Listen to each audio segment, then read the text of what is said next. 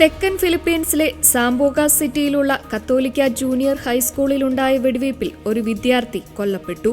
തുടർന്ന് പ്രതിയായ സഹപാഠി സ്വയം ജീവനൊടുക്കി. ഫിലിപ്പീൻസിൽ മാസങ്ങൾക്കിടെ നടക്കുന്ന രണ്ടാമത്തെ സ്കൂൾ വെടിവയ്പ്പാണിത്. 45 കാലിബർ പിസ്റ്റളുമായി സ്കൂളിലെ ക്ലാസ് മുറിയിലേക്ക് ഒളിച്ചുകടന്ന ആരോപണ വിധേയനായ വിദ്യാർത്ഥി അധ്യാപകന് നേരെ വെടിയുതിർക്കാൻ ശ്രമിച്ചെങ്കിലും നടന്നില്ല.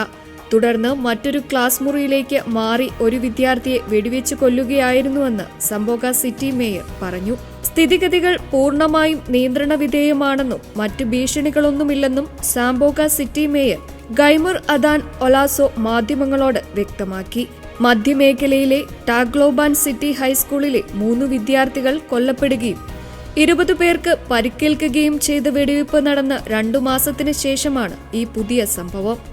ടാഗ്ലോബാൻ ആക്രമണത്തിൽ സംശയിക്കപ്പെട്ട 2 കൗമാരക്കാരിൽ ഒരാൾ അക്രമാസക്തമായ ഓൺലൈൻ ഗെയിം സ്ഥിരമായി കളിച്ചിരുന്നതായി കണ്ടെത്തിയിരുന്നു. ഈ പശ്ചാത്തലത്തിൽ സാൻഡ്ബോക്സ് ഗെയിമായ ഗോർബോക്സ് ഫിലിപ്പീൻസിൽ നിരോധിക്കുകയും അക്രമാസക്തമായ കമ്പ്യൂട്ടർ ഗെയിമുകൾ യുവാക്കളിൽ ചെലുത്തുന്ന സ്വാധീനത്തെക്കുറിച്ച് സെനറ്റ് അന്വേഷിക്കുകയും ചെയ്യുന്നുണ്ട്. ഈ മാസം ആദ്യം തായ്ലൻഡിലും സമാനമായ സംഭവം ഉണ്ടായിരുന്നു. സ്കൂളിൽ 8 പേരെ കൊലപ്പെടുത്തിയ ശേഷം കൗമാരക്കാരനായ പ്രതി ആത്മഹത്യ ചെയ്തു. സോഷ്യൽ മീഡിയയിലെ അക്രമാസക്തമായ ഉള്ളടക്കമാണ് ഇതിന് കാരണമെന്നാണ് വിലയിരുത്തപ്പെടുന്നത്. സംഭവത്തിൽ പ്രായപൂർത്തിയാകാത്തവരുടെ സോഷ്യൽ മീഡിയയുടെ ദോഷകരമായ ഉപയോഗം തടയാൻ തെക്കുകിഴക്കൻ ഏഷ്യയിൽ ഉടനീളമുള്ള അധികാരികൾ കർശന നിയന്ത്രണത്തെക്കുറിച്ച് ആലോചിച്ചു വരികയാണ്.